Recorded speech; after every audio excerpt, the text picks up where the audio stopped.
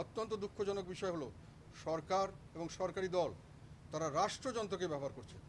রাষ্ট্র আমাদের সকলের, রাষ্ট্রের কর্মকর্তা কর্মচারী এই হলো আমাদের আইন শৃঙ্খলা রক্ষাকারী বাহিনী, রাষ্ট্রের কর্মকর্তা আমাদের নিরাপত্তা বাহিনী, আমাদের দেশে যে প্রতিরক্ষা বাহিনী, এগুলো রাষ্ট্রের সম্পদ। রাষ্ট্রকে রক্ষা করবে, রাষ্ট্রের জনগণকে রক্ষা করবে, জনগণের অধিকারকে রক্ষা করবে। সেখানে তার সরকারকে রক্ষা করার জন্য যেভাবে তাদেরকে লেলিয়ে দেওয়া হয়েছে এবং যেভাবে তারা একেবারেই নির্বিচারে গুলিবর্ষণ করছে, হেলিকপ্টারের উপর থেকে গুলিবর্ষণ করেছে, তারা বিভিন্ন বহুতল বিশিষ্ট ভবনের উপর থেকে গুলিবর্ষণ করেছে এবং সেখান থেকে তারা গুলিবর্ষণ করেছে সাধারণ জনগণের উপরে।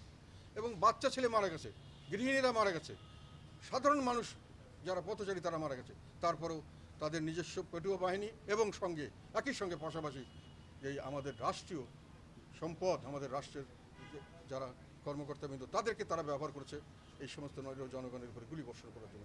এবং এই নির্বিচারে গুলিবর্ষণের ফলে বেশিরভাগ ক্ষেত্রেই অনেক নিরীহ মানুষ, শিশু মারা গেছে, একেবারে 17 বছর 18 বছর বয়সে প্রচুর মানুষ মারা গেছে। সমস্ত মানুষ যারা মারা গেছে তাদেরকে কেউ সন্ত্রাসী হিসেবে চিহ্নিত করার কোনো সুযোগ পায়নি। এখন পর্যন্ত সরকার চেষ্টা করে তাদেরকে সন্ত্রাস হিসেবে প্রমাণ করতে পারেনি। কাজে এটা বোঝাই গেছে যে, তবে আমার প্রশ্ন হলো এখানে এই নির্বিচারে গণহত্যা করা হলো কেন, কি? এবং এইভাবে নির্বিচারে এই জন্যই বলছি যে তারা যদি সন্ত্রাসী দমন করতে চায় তাহলে সন্ত্রাসীকে আগে তাদের সুনির্দিষ্টভাবে চিহ্নিত করতে হবে, তারপরেই না তাদেরকে প্রতিহত করার প্রশ্ন আসে। তখন তারা হেলিকপ্টার থেকে, তারা বহুতল বিশিষ্ট ছাদের উপর থেকে কিভাবে নিচে কে সন্ত্রাসী, কে ভালো মানুষ, কে পথচারী, কে শিশু, তারা কিভাবে বুঝবে? তো তার মানে হলো তারা এটাকে একটা ভীতিকর পরিবেশ সৃষ্টি করে দমন নিপীড়নের মাধ্যমে তাদের মতামত চাপিয়ে দেওয়ার চেষ্টা করছে। এবং সেই পরিস্থিতি থেকে এখনও দেশ উদ্ধার হয়নি, এখন পর্যন্ত সেই পরিস্থিতি চলছে। আমাদের জন্য এটা দুঃখজনক যে যারা প্রতিরক্ষা বাহিনীতে, যারা দেশের প্রতিরক্ষা, দেশকে রক্ষা করবে, তারা আমাদের জনগণের দিকে বন্দুক তাক করেছে। এটা একটা দুঃখজনক। জনগণকে রক্ষা করা, রাষ্ট্রকে রক্ষা করা, তার সরকার নিজের গদি রক্ষার্থে যেটা করছেন, এটাতে দেশের অর্থনীতিতে ব্যাপকভাবে একটা নেতিবাচক অবস্থার সৃষ্টি হয়েছে।